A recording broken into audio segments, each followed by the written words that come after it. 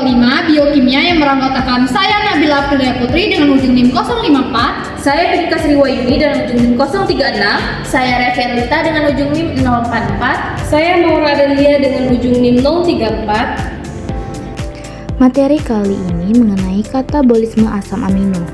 Tujuannya mahasiswa mampu menunjukkan sikap tanggung jawab untuk memahami katabolisme asam amino. Katabolisme asam amino adalah proses pemecahan asam amino untuk menghasilkan energi atau senyawa metabolik lain. Proses dimulai dengan transaminasi, yaitu perpindahan gugus amino ke A ke toglutarat membentuk glutamat. Selanjutnya, glutamat mengalami deaminasi oksidatif, melepaskan gugus amino sebagai amino atau NH3 yang akan dikonversi menjadi urea di hati.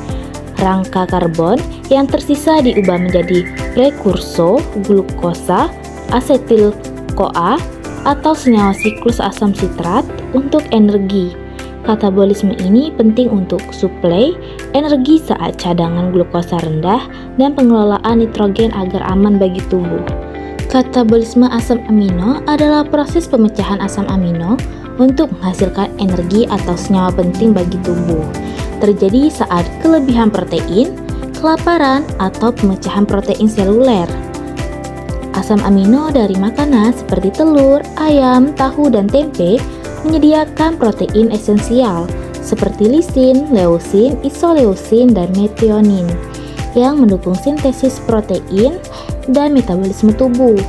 Proses katabolisme dimulai dengan transaminasi, yaitu memindahkan gugus amino ke A ke toglutarat membentuk glutamat, kemudian deaminasi oksidatif melepaskan NH3 yang dibuang sebagai urea melalui siklus urea di hati. Rangka karbon sisa diubah menjadi asetil-CoA,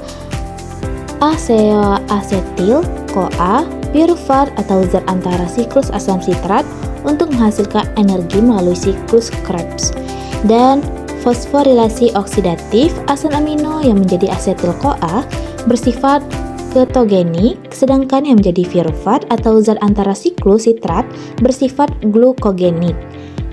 Dengan PLP atau vitamin B6 aktif sebagai koenzim utama, energi yang dihasilkan dari asam amino umumnya 15-20 ATP per molekul, sedikit lebih rendah dibandingkan glukosa atau 30-32 ATP, dan jauh lebih rendah dibanding asam lemak palmitat atau 106 ATP, sehingga katabolisme asam amino penting saat cadangan glukosa rendah, sedangkan lemak tetap menjadi sumber energi paling efisien.